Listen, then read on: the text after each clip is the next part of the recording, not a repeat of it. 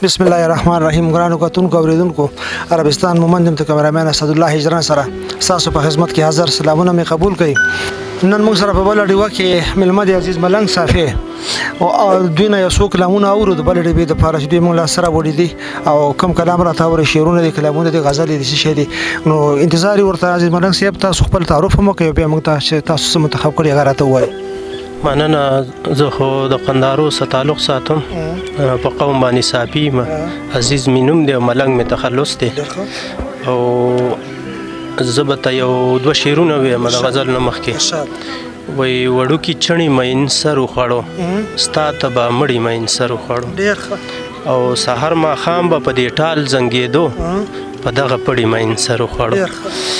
او دا بل غزل به ته ویم یو چې وایي د مینې یار به راله نه ګورې ته څه پویه شوې، د مینې یار به راله نه ګورې ته څه پویه شوې، زړګي کار به راله نه ګورې ته څه پویه شوې.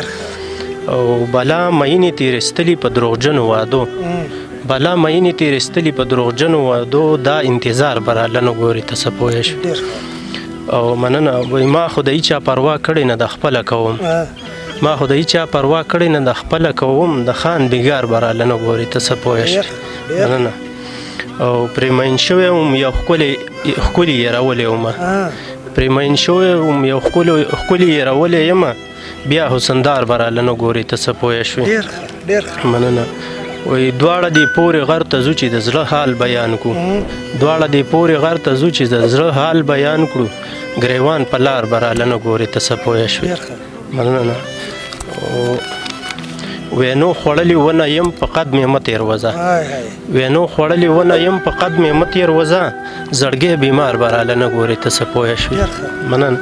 او عزیز صافیه احساسي خیال په زنځیر خوندي که، عزیز صافیه احساسي خیال په زنځیر خوندي که، منصوري دار به راله نه ګورې ته څه پویه شوې. مننه. بل کوم کلام دی منتخب کړی دی؟ بلم یو غزل دی چې وایي څنګه جانان منع کوي د خپله دره سړی، څنګه جانان منع کوي د خپله دره سړی، په خپل مهین باندې خو تیر ګرځي د سره سړی. مننه.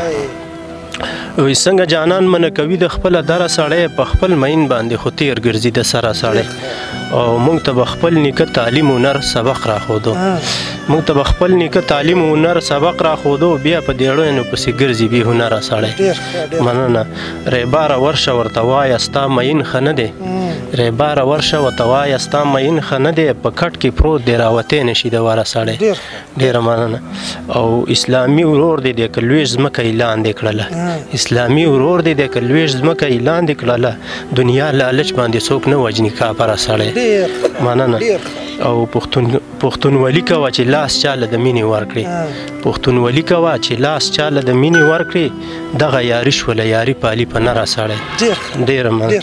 او دا یو متل دی چې اصیل له اشاره په کار وي، دا یو متل دی چې اصیل له اشاره په کار وي، سبق دې اخلي چې پوهیږي په خبره سړی.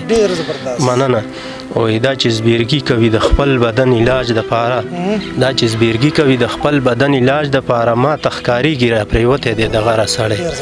مننه. او د آخري زمانې دغه سودخور ته خو د خدای رسول د جنګ اعلان دی، دغه سودخور ته خو د خدای رسول د جنګ اعلان دی، او بي مقبره کې زناور نه هم بتره سړی. مننه. او عزیز صافیه شاعرۍ کې اشارې خوند کوي، عزیز صافیه شاعرۍ کې اشارې خوند کوي، هغه پې رسي چې رسیږي په جوره سړی. ډېره مننه. ډېر کتونکو دا و عزیز صافی چې تاسو ته خوندور کلامونه واورېدل، او پروګرام څنګه و موږ له خامخا رایې راکړې، موږ په تمه یو. نو اوس غواړو اجازت د الله په امان.